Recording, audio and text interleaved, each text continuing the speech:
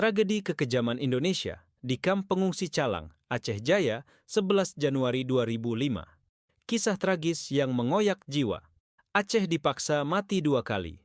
Tanggal 11 Januari 2005, di Calang, Aceh Jaya, bumi masih basah oleh air asin tsunami, dan langit masih berbau kematian. Anak-anak Aceh masih tidur dengan baju yang sama yang mereka pakai ketika ombak menelan rumah mereka. Banyak yang tidur tanpa ayah. Banyak yang tidur tanpa ibu.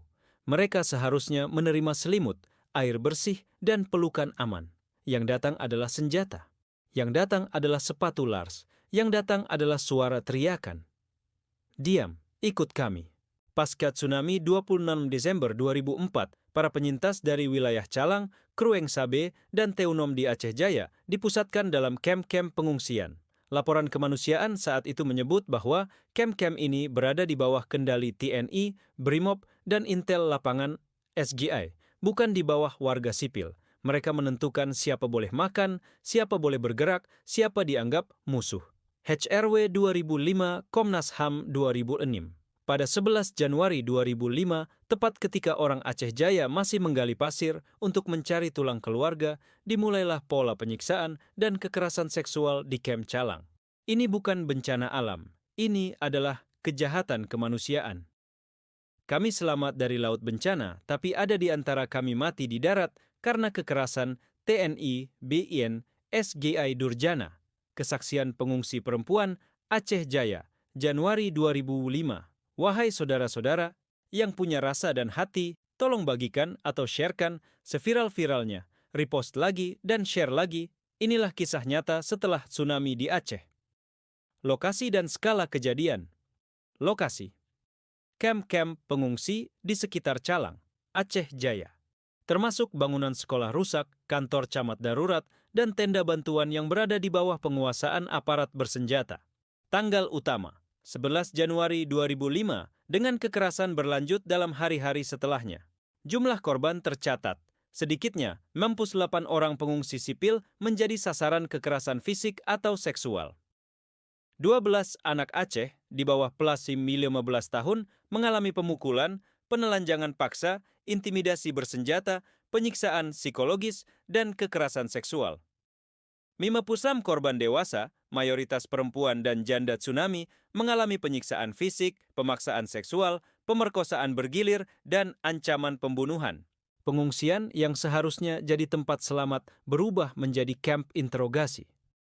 Bantuan kemanusiaan berubah menjadi alat untuk menyagiannya dan membuat kekerasan yang bejat luar biasa pada tubuh anak dan perempuan Aceh yang baru saja selamat dari bencana. Apakah ini yang kalian panggil perwira?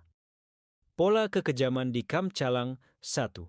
Penyiksaan dan interogasi paksa warga sipil laki-laki Aceh, termasuk anak laki-laki berusia 12-15 tahun, dituduh sebagai GAM hanya karena mereka orang Aceh. Mereka dipukul di wajah, ditendang di rusuk, dipaksa sujud ke lumpur sambil diinjak lehernya. Beberapa disetrum. 2. Kekerasan seksual dan pemerkosaan terhadap perempuan. Aceh termasuk remaja perempuan, terutama janda tsunami, dipanggil malam-malam dari tenda umum dan dibawa ke pos penjagaan.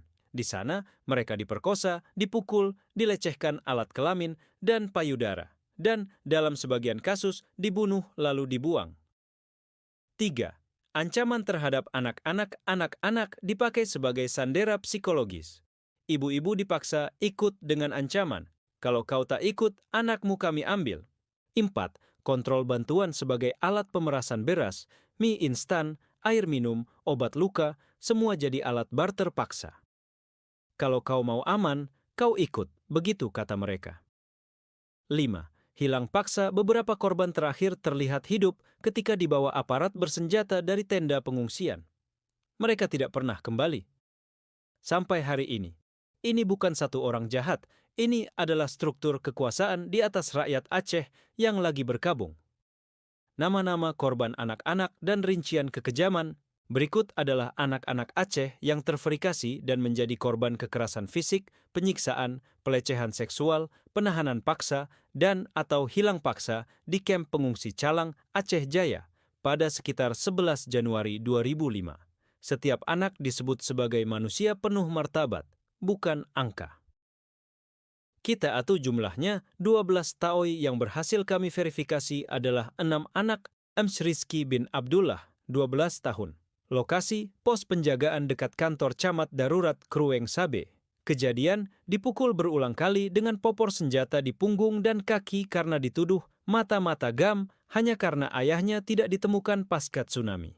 Dipaksa tiarap di lumpur, leher diinjak, tulang rusuk diduga retak. Pelaku yang disebut saksi, Sertu R. Prasetyo, TNI, dan Bribka H. Siregar, Brimob. Kondisi korban terakhir terlihat masih hidup, tubuh penuh memar dan sulit bernapas. Nurfadila binti Rahman, 13 tahun. Lokasi: tenda perempuan di halaman SD rusak di Calang. Kejadian sekitar pukul 23 Go dipaksa keluar tenda oleh 2 aparat bersenjata. Kembali dalam keadaan berdarah dari paha bagian dalam, menangis tanpa suara, tubuh gemetar hebat. Dia berbisik, "Mereka pegang mulut saya." Ini adalah kekerasan seksual terhadap anak perempuan. Pelaku menurut pengakuan korban kepada relawan perempuan, Serda Andi Wibowo, TNI, dan seorang aparat intel lapangan dipanggil Ujang, SGI. Kondisi korban terakhir terlihat hidup tetapi trauma berat. Safwan bin Iskandar, 14 tahun. Lokasi: pos penjagaan jalur Calang Teunom. Kejadian dipaksa mengaku sebagai kurir GAM. Dipukul di wajah dan perut, gigi depan patah, lalu disetrum di telapak kaki. Dipaksa berlutut sambil dipermalukan di depan pengungsi lain. Pelaku disebut saksi dewasa, Letda B. Hartono, TNI, dibantu Bribtu Rian A. Brimob. Kondisi korban terakhir terlihat darah keluar dari mulut dan hidung. Dipaksa kembali ke tenda tahanan laki-laki. Kat Rahmawati, 10 tahun. Lokasi: area tenda janda dan perempuan muda dekat barak logistik bantuan. Kejadian dipegang dadanya, pakaiannya ditarik paksa terbuka di depan ibunya oleh 2 aparat bersenjata sambil mengancam ibunya yang menolak melayani. Ini adalah kekerasan seksual terhadap anak. Pelaku yang disebut para ibu saksi tenda, Bribka A. Saputra, Brimob, dan Serka D. Firmansyah, TNI. Kondisi korban terakhir terlihat hidup tetapi syok berat menutup tubuhnya dengan kain sobek berhari-hari. Hidayat bin Mahmud, 17 tahun. Lokasi: area distribusi bantuan dekat pelabuhan darurat Calang. Kejadian ditelanjangi sampai hanya celana dalam, dipaksa jongkok di lumpur di depan orang ramai, dipukul sambil dipaksa ngaku siapa keluarganya di GAM. Ini adalah penyiksaan dan penghinaan publik terhadap anak. Pelaku menurut saksi laki-laki dewasa, Sertu Ilham Setiawan, TNI, dan seorang intel lapangan dipanggil Bambang, SGI. Kondisi korban terakhir terlihat luka lebam pada paha dan bahu. Setelah kejadian tidak terlihat selama 2 hari. Siti Aisyah binti Alm Jas Zulkifli, 11 tahun. Lokasi: bangunan ruko rusak yang dijadikan pos komando sementara. Kejadian, saksi perempuan melihat Aisyah ditarik oleh 2 aparat masuk ke ruangan gelap. Anak ini tidak pernah kembali ke tenda pengungsi. Keluarganya yakin ia diperkosa lalu dibunuh. Pelaku yang disebut saksi, seorang anggota Brimob berpangkat Bribka bernama panggilan Doni, dan seorang berseragam loreng TNI bernama panggilan Andri. Kondisi korban terakhir terlihat hilang, diduga dibunuh setelah kekerasan seksual. Anak-anak ini bukan efek samping operasi keamanan. Mereka adalah anak Aceh. Mereka punya nama, mereka punya ibu yang masih menangis sampai hari ini. Nama-nama perempuan korban pemerkosaan, penyiksaan seksual, dan pembunuhan kesaksian pengungsi perempuan dari Calang dan Krueng Sabe menceritakan bahwa pemerkosaan dilakukan secara sistematis. Bukan hanya satu pelaku, bukan hanya satu malam, bukan hanya satu peremp. Banyak perempuan adalah istri yang baru saja kehilangan suami dan anak, lalu diperkosa oleh aparat yang mengaku memberi perlindungan, tapi malah menjadi syaitan durjana. Nurhayati binti Hasan, 29 tahun, status istri yang baru kehilangan suami dan 2 anak dalam tsunami. Kejadian diambil malam hari dari tenda janda, diperkosa bergilir, dipukul, dan ditemukan meninggal beberapa jam kemudian di dekat puing sekolah hancur dengan memar di leher, ju paha. Pelaku disebut saksi, Letda Dwi Haryanto, TNI, Bribka Andi Saputra, Brimob, dan seorang intel berpakaian sipil dipanggil Ujang, SGI.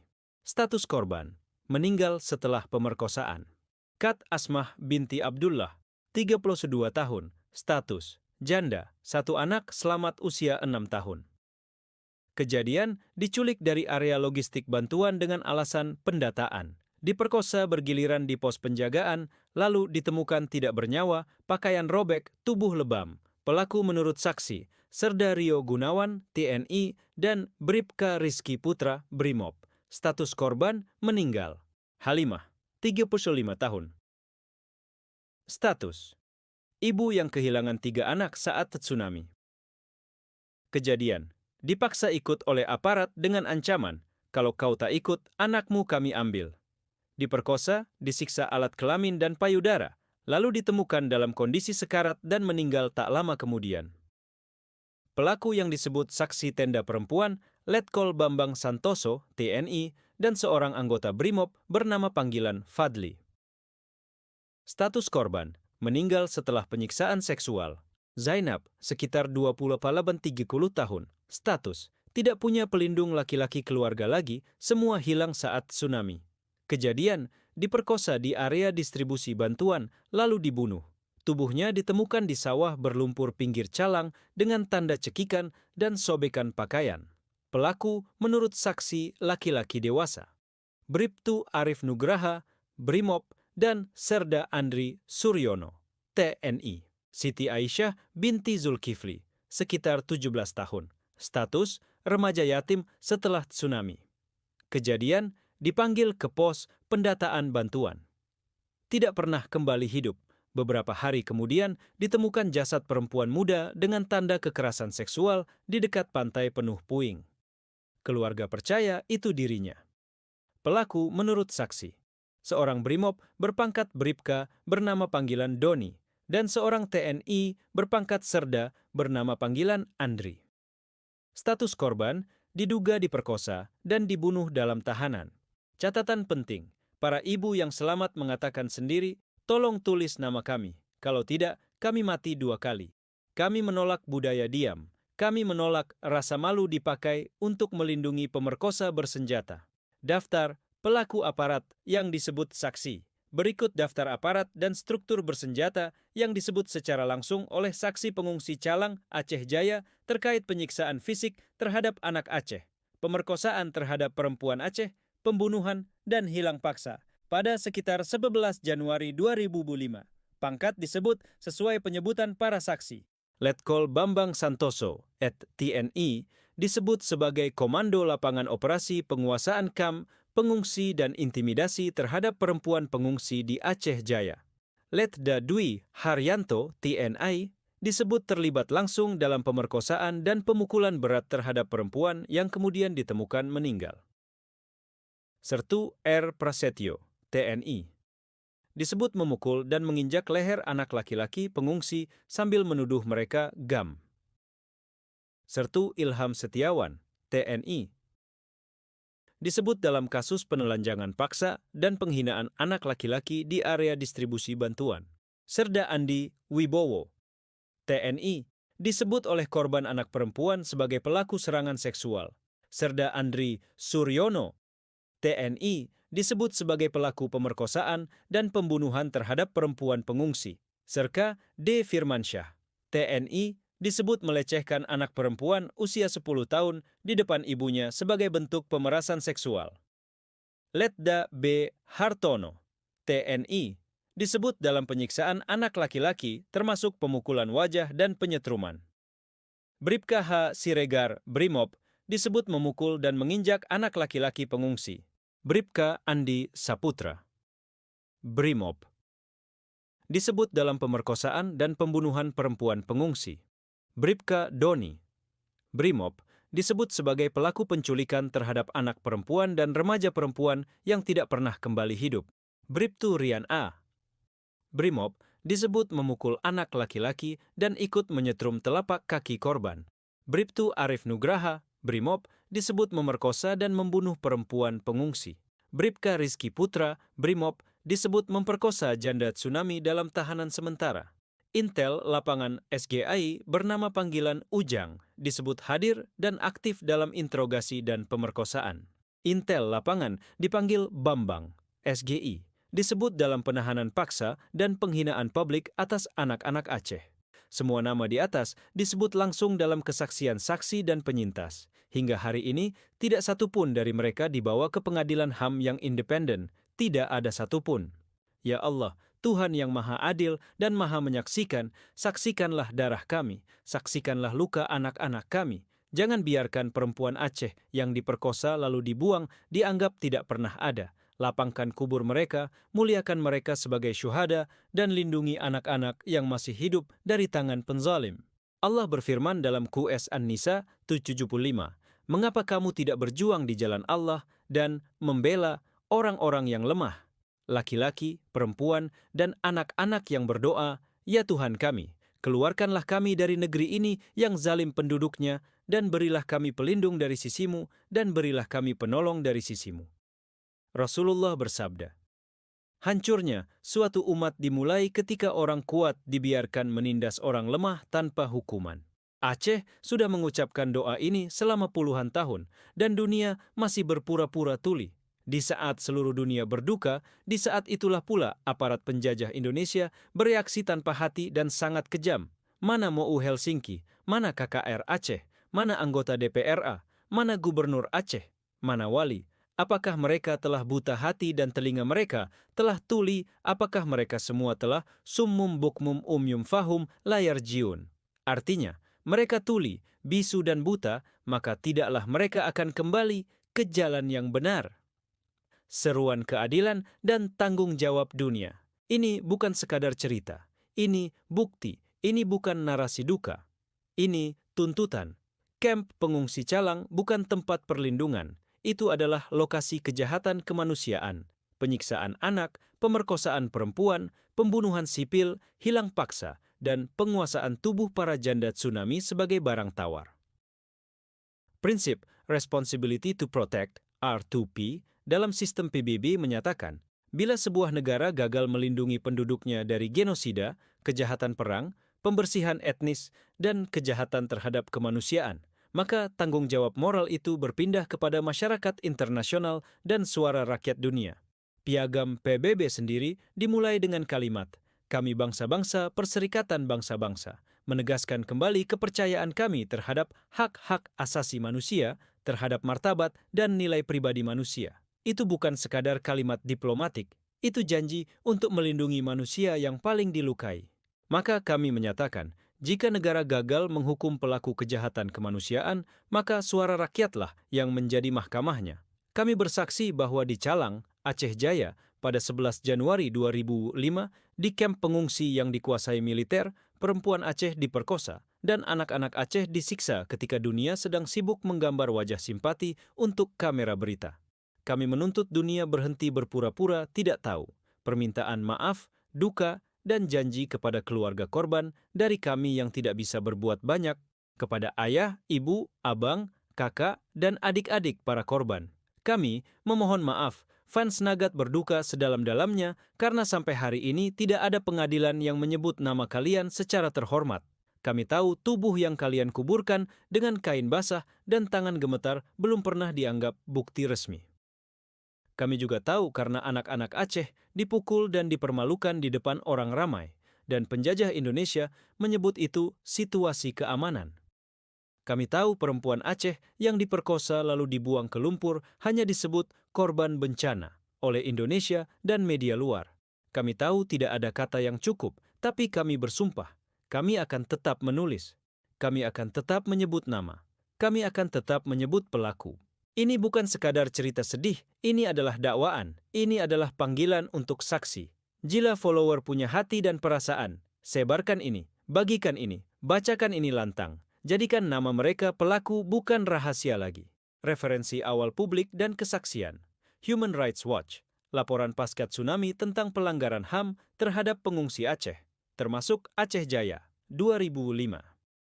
Komnas HAM, catatan awal investigasi pelanggaran pasca tsunami di Aceh, termasuk Aceh Jaya, 2000 usub. Kesaksian relawan lokal Aceh Jaya dan penyintas Kem Calang, Januari 2005. Arsip lapangan, rekaman saksi tentang pemerkosaan, penyiksaan anak, hilang paksa, dan penguasaan kem pengungsi oleh aparat bersenjata. Ini Aceh Jaya, 11 Januari 2005. Kami Aceh adalah saksi.